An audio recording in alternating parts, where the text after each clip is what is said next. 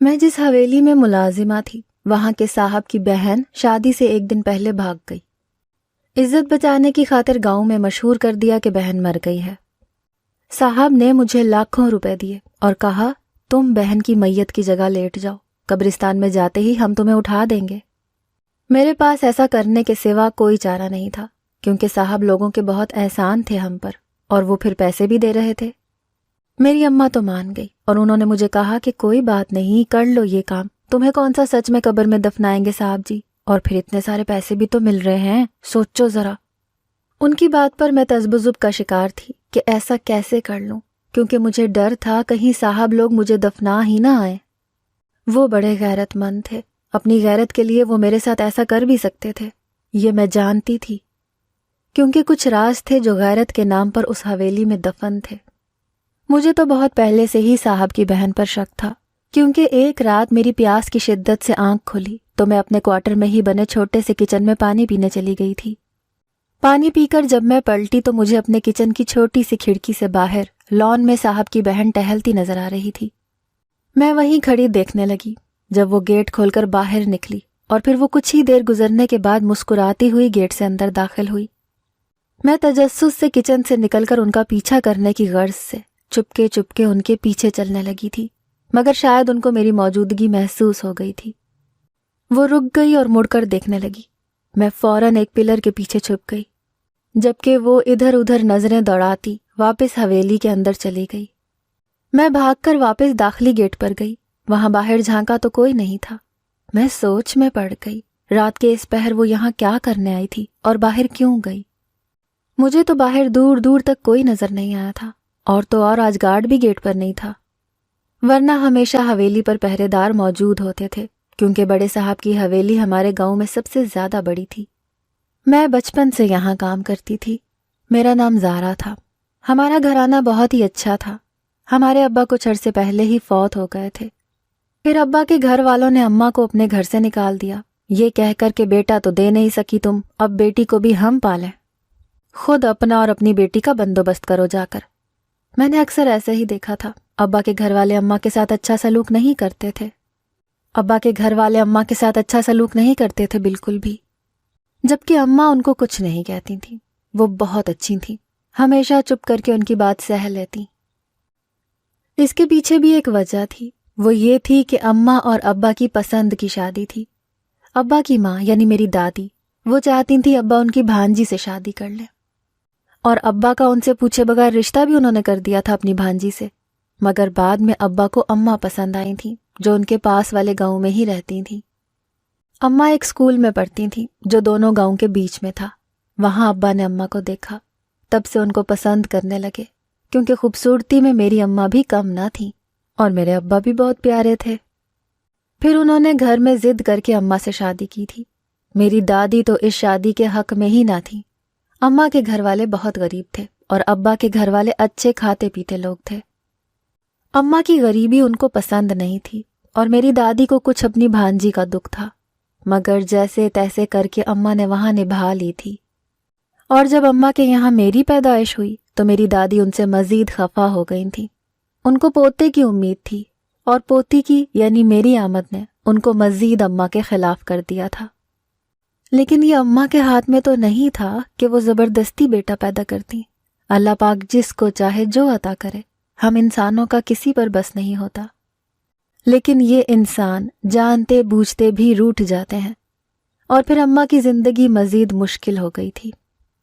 میری دادی ہر وقت ان کو ستاتی تھیں، سارا دن ان کو کام میں مصروف رکھتی، اپنی خدمتیں ان سے کرواتی۔ اس کے باوجود بھی اماں ان کو پسند نہیں تھی، اور مجھے بھی ہر وقت بلا وجہ جھڑکتی اور مارتی تھی۔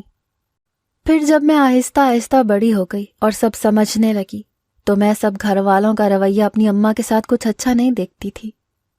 اور پھر ابا کے ہوتے اماں نے برداشت کر لیا تھا صبر کر کے، کیونکہ ابا ان سے بہت محبت کرتے تھے۔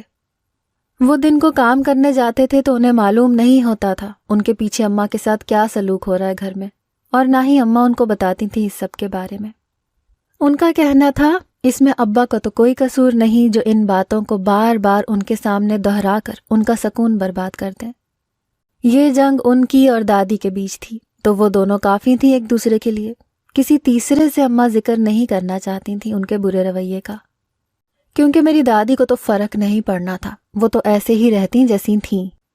لیکن ابا کے جانے کے بعد میری دادی کو جیسے موقع مل گیا تھا ہمیں وہاں سے نکالنے کا۔ میں تو ان کو ایک آنکھ نہیں بھاتی تھی، اس لیے میرا تک نہ سوچا انہوں نے۔ میں تو خون تھی بھلا ان کا اپنا، مگر اماں کی نفرت میں وہ اندھی ہو گئی تھیں اور ہمیں ایک پل بھی وہاں اور نہیں رکنے دے سکتی تھیں۔ پھر جب ہمیں وہاں سے نکالا گیا تو اماں مجھے لے کر واپس اپنے گاؤں میں آ گئیں۔ اماں کے ماں باپ اماں کی تکلیف دیکھ کر بیمار رہنے لگے، جبکہ اماں کی بھابیاں ہمیں بالکل بھی گھر میں برداشت نہیں کرتی تھیں۔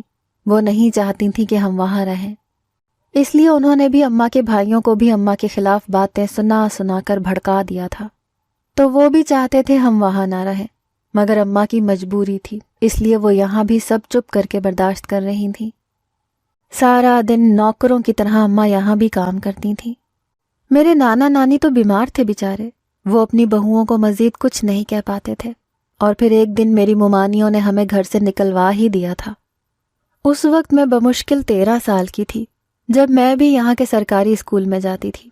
میرا اسکول پڑھنا ممانیوں کو گوارا نہیں تھا، اس لیے ہمیشہ اسکول کے وقت کوئی نہ کوئی کام مجھے کہہ دیتی تاکہ اس وجہ سے میں اسکول نہیں جا سکوں، مگر اماں کی سپورٹ سے پھر بھی میرا اسکول جانا ہو جاتا تھا۔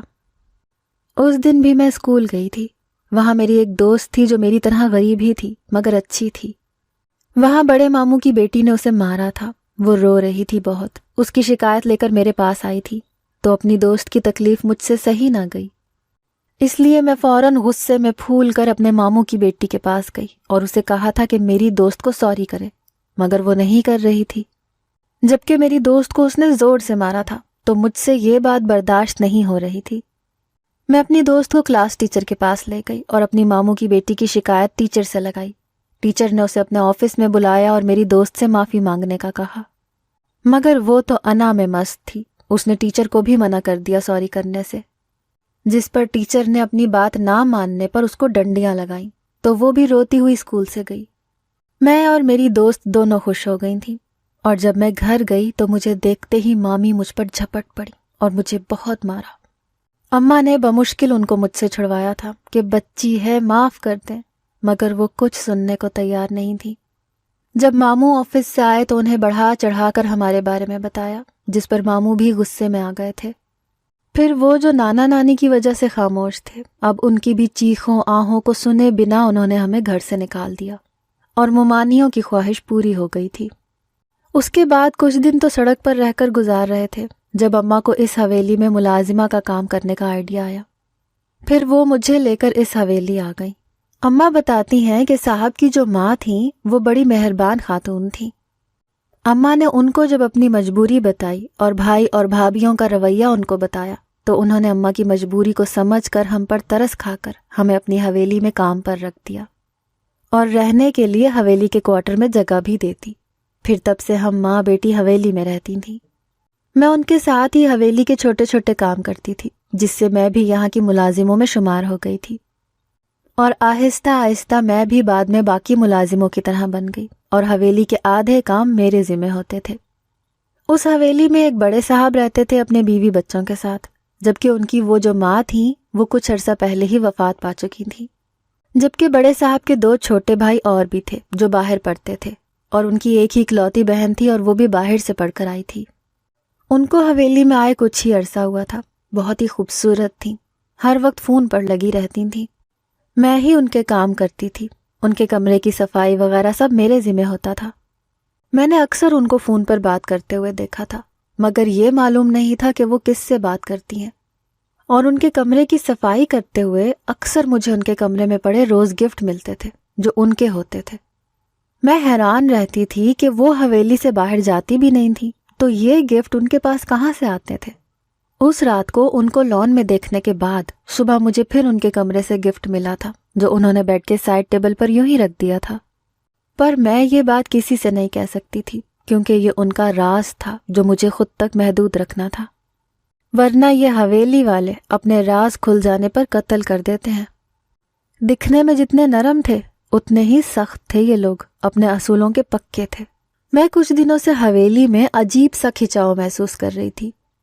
बड़े साहब और उनकी बहन के बीच में कुछ अनबन लग रही थी। मैंने अपनी अम्मा से उनके बारे में पूछना चाहा तो अम्मा ने मुझे चुप करवा दिया कि ये हवेली वालों के अपने मसले हैं, तुम इस पर ध्यान ना दो। और उन्होंने मुझे सख्त तलकीन की थी कि जो भी सुनूं या फिर देखूं यहाँ किसी को भी मत बताना और खुद भी भूल जाना। उनकी इस बात पर मैं कुछ ताज्जुब का शिकार हो गई थी कि अम्मा ने इतनी राजदारी से क्यों बात की थी मुझसे। मैं ये बात अम्मा से हवेली में तो नहीं पूछ पाई, मगर जब हम रात को अपने क्वार्टर में सोने के लिए आए थे तो मैंने अम्मा से कहा था कि उन्होंने मुझे तलकीन क्यों की थी। फिर अम्मा ने जो राज मुझे उस हवेली का बताया उसने मेरे होश उड़ा दिए। अम्मा ने कहा कि बड़े साहब को उनकी अम्मा ने पढ़ाई के लिए मुल्क से बाहर भेज दिया था। कुछ सालों से वो वहीं पर मुकीम थे और अचानक जब उनकी अम्मा की तबीयत खराब हुई तो उन्होंने उसको वापस हवेली बुलाया था, मगर बड़े साहब ने वापस आने से इनकार कर दिया था। जाने क्या मामला था, किसी को समझ नहीं आ रहा था। बड़े साहब जो अपनी माँ से मोहब्बत करते थे, अब वो उनकी बीमारी की खबर सुनकर भी नहीं आ रहे थे, जबकि उनकी माँ दिन रात उनको याद करती, बीमार रहने लगी थी।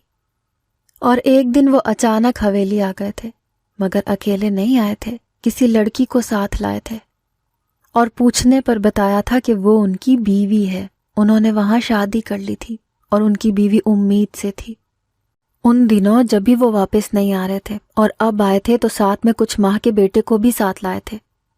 ये जो अब बीवी थी उनकी, वो दूसरी बीवी है। उनकी पहली बीवी वो बाहर की लड़की थी जिससे वो शादी अपनी पसंद से करके आए थे।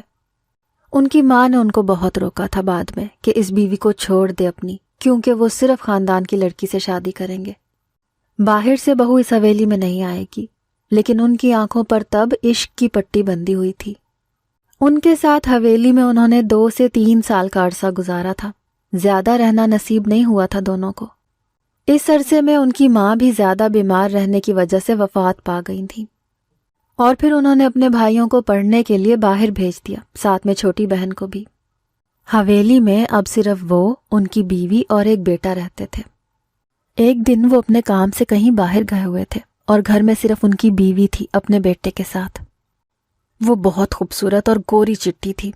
बड़े साहब उनसे मोहब्बत करते थे तो बिल्कुल ठीक करते थे, क्योंकि इतनी खूबसूरत लड़की से तो हर किसी को मोहब्बत हो जानी थी। क्योंकि आजकल खूबसूरती को तरजीह देते हैं लोग, सीरत कहाँ देखते थे। और यही बड़े साहब जी ने धोखा खाया था। वो भी उनकी खूबसूरती पर मर मिटे थे और उनकी बीवी ने जो धूल उनकी आंखों में झोंका था उससे वो बेखबर थे। उनकी बीवी अपने कमरे में ही मौजूद थी जब अचानक हवेली के स्टोर रूम में आग लग गई थी। उस आग से पूरी हवेली में खुलबुली मच गई थी। खुद साहब अपने घर पर नहीं थे और तो और ढूंढने पर साहब की बीवी भी अपने कमरे में मौजूद नहीं थी। फौरन साहब को फोन करके बुलाया गया। साहब आए जब तब तक स्टोर रूम पूरा जल चुका था। साहब के आने तक वहां की आग खुद बहुत ठंडी हो चुकी थी, मगर जब वो आए तो स्टोर रूम को खोला गया, मगर वहां ये देखकर सबके होश उड़ गए। एक जली हुई लाश पड़ी थी जो इस कदर जल गई थी कि पहचान पाना मुश्किल था, मगर फिर भी गौर करने पर पहचान गए थे कि वो किसकी लाश थी। वो साहब की पहली बीवी की लाश थी और किसी को मालूम ना था कि ये सब कैसे हुआ था, कैसे स्टोर रूम में आग लगी थी और बड़े साहब की बीवी अपने कमरे से वहां कैसे पहुंची। और अगर आग लगी थी जब वहां, तो किसी को बुलाया क्यों नहीं अपनी मदद के लिए उन्होंने। बड़े साहब तो बज़ाहिर दुख का इजहार करते थे अपनी महबूब बीवी के मरने पर, लेकिन इस सब में उनका अपना ही हाथ था, क्योंकि ये राज भी एक दिन खुल गया था। साहब के खास मुलाजिम थे जिन्होंने उस स्टोर रूम में आग लगाई थी और जानबूझकर साहब की बड़ी बीवी को बेहोश करके वहां फेंक दिया था, जिससे वो जलकर मर भी जाएंगी और अपने बचाव के लिए कुछ कर भी नहीं सकेंगी।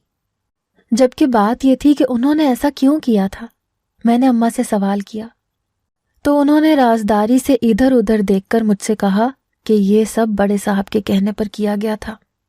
उनकी बात पर मैं हैरान हो गई थी कि उन्होंने अपनी बीवी के साथ ऐसा किया, वो भी वो जिससे वो मोहब्बत करते थे और खानदान वालों के खिलाफ जाकर शादी की थी उनसे। मगर अम्मा ने बताया कि उनकी बीवी किसी लड़के के साथ अफेयर चला रही थी। बड़े साहब को बड़ी देर बाद मालूम हुआ था। फिर उन्होंने अपनी बीवी से लड़ाई की थी इस बात पर, मगर वो अब बड़े साहब से तलाक लेना चाहती थी ताकि अपने बॉयफ्रेंड के साथ शादी करे। ये बात बड़े साहब को नामंजूर थी। اس لیے انہوں نے طلاق دینے سے صاف انکار کر دیا، تو ان کی بیوی نے گھر چھوڑنے کی دھمکی ان کو دی تھی۔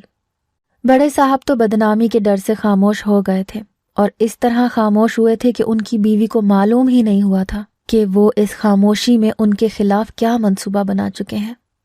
اس دن ان کی بیوی گھر چھوڑ کر ہی جا رہی تھی، اس لیے بڑے صاحب نے اپنے خاص ملازموں کو پیسے دے کر یہ سب کرنے کو ان سے کہا اور خود کام سے باہر چلے گئے تاکہ کسی کو شک نہ ہو۔ پھر اپنی بیوی کی موت کو ایک حادثاتی موت ثابت کر دیا تھا اور اپنے ملازموں کے منہ بھی بند کروا دیے تھے، مگر یہ راز ان کے ایک خاص آدمی کے منہ سے جانے کیسے نکل گیا تھا اور چند ملازموں تک پہنچ گیا تھا۔ ان ملازموں میں اماں بھی شامل تھیں۔ اپنے خاص ملازم کو تو صاحب نے اماں لوگوں کے سامنے زندہ جلا دیا تھا اور ان سے کہا تھا کہ وہ سب اپنا منہ بند رکھے اور یہ بات حویلی سے باہر نہ جائے کسی تک، ورنہ اسی طرح ان سب کا بھی یہی انجام ہوگا۔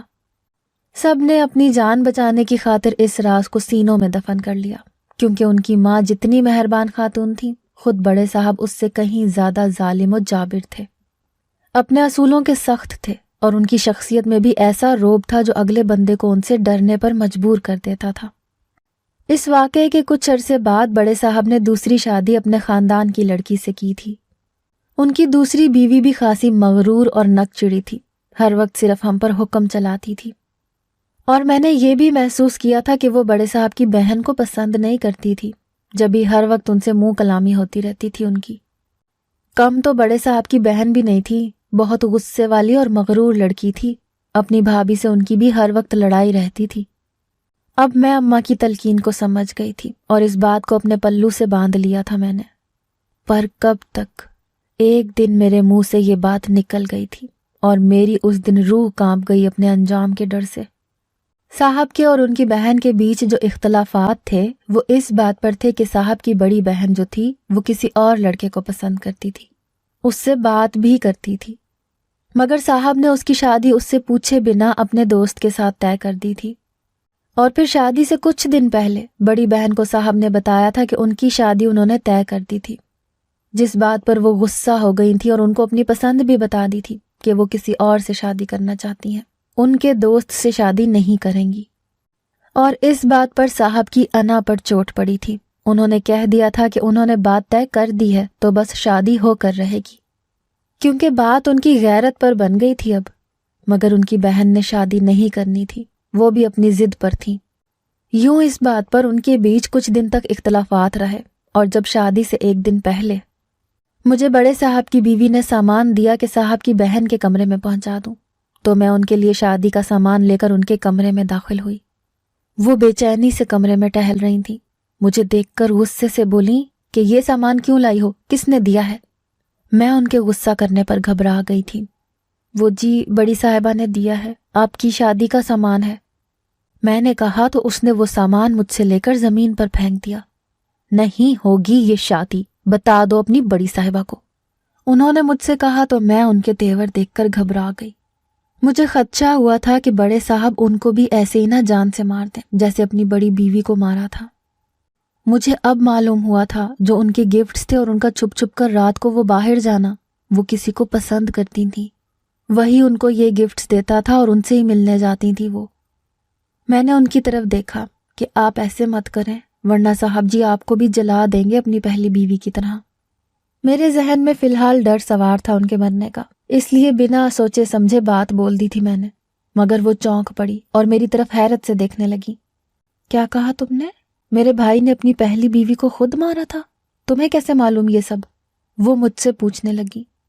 اب مجھے معلوم ہوا تھا کہ میں نے یہ سب کیا کر دیا، ان کے سامنے مجھے نہیں بولنا چاہیے تھا، مگر اب بتا دیا تھا تو انجام بھگتنا تھا۔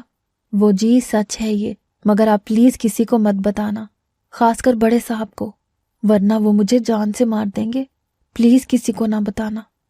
میں نے ان کے سامنے دونوں ہاتھ جوڑ دیے تھے اپنے اور گڑگڑانے لگی تاکہ ان کو مجھ پر رحم آ جائے۔ پھر انہوں نے پوری بات پوچھی مجھ سے، آہستہ آہستہ میں نے ساری بات بتا دی کہ انہوں نے کیوں مارا تھا اپنی بیوی کو۔ ساتھ میں ان کو تلقین بھی کی میں نے کہ وہ ضد نہ کریں، کہیں بڑے صاحب ان کے ساتھ بھی یہی حشر نہ کریں، مگر انہوں نے کرنی اپنی تھی، میری نہیں سنی اور میرے ساتھ انہوں نے شرط رکھ دی۔ ایک شرط پر میں یہ بات بھائی صاحب کو نہیں بتاؤں گی، کہ تم نے مجھے یہ سچ بتایا ہے. اگر تم… اور اس کے آگے جو انہوں نے کہا میری جان نکال دی تھی جیسے. میں نے حیرت سے ان کو دیکھا تھا کہ میں یہ کیسے کر سکتی ہوں. میں مر کر بھی ایسا نہ کرتی اگر اس وقت مجبور نہ ہوتی. اور پھر میں نے نہ چاہتے ہوئے بھی ایسا کر دیا اور ان کو حویلی سے بھاگنے میں مدد دی. اپنے انجام کے ڈر سے ایسا کیا تھا میں نے. وہ تو حویلی سے بھاگ گئی تھی مگر اب سارا ملبہ میرے سر پر الٹ پڑا تھا. چونکہ ان کے بھاگنے کی بات بھی صرف مجھے اور میری ماں کو ہی ابھی تک پتہ چلی تھی اور کسی کو نہیں. اس وجہ سے یہ سب بھی مجھی کو کرنے کو کہا جا رہا تھا. اب سوچ رہی ہوں اگر میں میت بن کر ان کی بہن کی جگہ لیٹ گئی تو وہ سچ میں مجھے نہ دفنا دیں. اور اگر ان کو سچ پتہ چل جاتا پھر تو میری موت پکی تھی. میری اماں نے مجھے سمجھایا کہ وہ اس لیے اصرار کر رہی ہیں مجھے یہ بات ماننے کے لیے کہ بات پیسے کی نہیں ہے. اصل بات یہ ہے کہ ان کی بہن کے بھاگنے کا راز صرف ہمیں معلوم ہے. اور اگر ہم نے صاحب کی بات نہ مانی اور راز پورے گاؤں میں پھیل گیا تو ان کی بدنامی الگ سے ہوگی. اس سے پہلے ہی صاحب ہمیں زندہ دفنا دیں گے قبر میں. ان کے ڈرنے کی وجہ اور کچھ احسانوں کی وجہ سے میں مان گئی تھی اور پھر میں نے ایسا ہی کیا تھا. میت بن کر میں سو گئی تھی. حویلی کے سارے ملازم اس ناگہانی موت پر افسوس کر رہے تھے. اور تو اور صاحب نے اپنی بہن کی جس سے شادی طے کی تھی ان کا خاندان بھی میت پر آیا ہوا تھا. صاحب کے خاندان کے لوگوں نے بہت رونا ڈالا ہوا تھا. ان کے چھوٹے بھائی بھی آئے ہوئے تھے.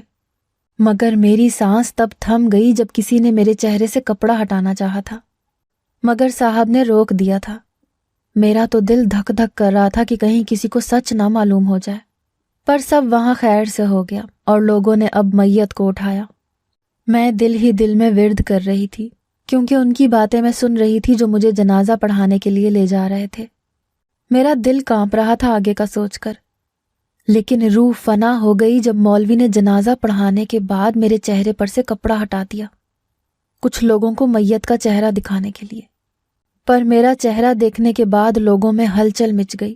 سب آپس میں باتیں کرنے لگے کہ یہ صاحب کی بہن نہیں ہے ملازمہ ہے اس کے گھر کی. جبکہ صاحب بھی وہاں کھڑے تھے. میری کھلی آنکھوں کو اور مجھے زندہ سلامت دیکھ کر سب حیرت زدہ رہ گئے تھے اور ہزار سوال صاحب سے کرنے لگے تھے جن کا جواب ان کے پاس نہیں تھا. اس کے بعد یہ بات پورے گاؤں میں پھیل گئی تھی کہ صاحب کی بہن بھاگ گئی تھی گھر سے اور اس بات کو چھپانے کے لیے انہوں نے اپنی ملازمہ یعنی مجھے میت بنا کر یہ خبر پھیلا دی کہ ان کی بہن مر گئی ہے. اس کے بعد ان کے بھائی سچ جان کر ان سے ناراض ہو گئے تھے اور اماں اور میں نے حویلی چھوڑ دی تھی کیونکہ اماں کو ڈر تھا کہ ہمارا تو کوئی قصور نہیں تھا پر کبھی بھی بڑے صاحب ہمیں مار سکتے تھے. پھر ہم دوسری جگہ کام کرنے لگے تھے.